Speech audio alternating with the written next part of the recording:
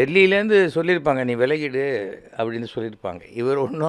இவர் டெசிஷன் எடுக்கிற மாதிரிலாம் டெல்லி கிடையாது. சொன்னால் செய்றியா அப்படிங்கிற மாதிரி தான் டெல்லியோடைய மனோபாவம். ஆனால் ஆரம்பத்திலேருந்தே அண்ணாமலை என்னமோ இவர் சொல்லி தான் தமிழ்நாடு பாஜக கேட்குற மாதிரியும், டெல்லியில் மோடி வந்து எழுந்து நின்று கேட்குற மாதிரியும் ப்ரொஜெக்ட் பண்ணிக்கிட்டார். கிட்டத்தட்ட மாதம் 1 கோடி ரூபா வரைக்கும் தன்னை ப்ரொஜெக்ட் பண்ணிக்கிறதுல செலவழித்ததுனால தான் 40 சீட்டும் தோற்றுது அண்ணாமலை இருந்தபோது.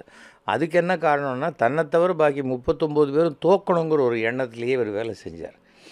அதே சமயத்தில் இந்த அதிமுக கூட்டணி வந்துட்டால் நான் ராஜினாமா பண்ணுவேன்னு ஓப்பனாக அனௌன்ஸ் பண்ணிவிட்டு அது கடைசி வரைக்கும் வர விடாத பண்ணுது. இப்போ கூட டிடிவி தினகரனை உள்ளே கொண்டு வந்தது நோக்கமே இது ஒரு உள்குத்தாக கூட இருக்கலாம்.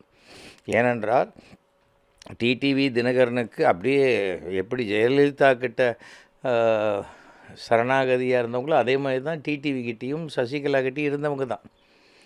அதே மாதிரி இப்போவும் உள்ளுக்குள்ளே ஏதோ ஒரு விஷயத்த பண்ணுறாங்க. இவங்களுக்குள்ளே இப்போது ஒரு உடன்படிக்கை தான் ஏற்பட்டிருக்கே தவிர இவங்க கேட்குறத ஊதி அவங்க கொடுப்பாங்களா, அதெல்லாம் ஒன்றும் வராது.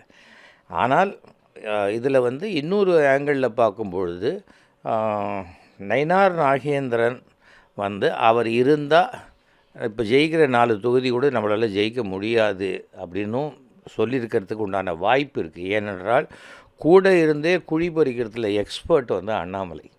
அதில் எந்த விதமான மாற்று கருத்தும் கிடையாது. என்ன அண்ணாமலை இருந்திருந்தாக்க இன்னும் சுலபமாக திமுக வெற்றி பெற்றிருக்கும்.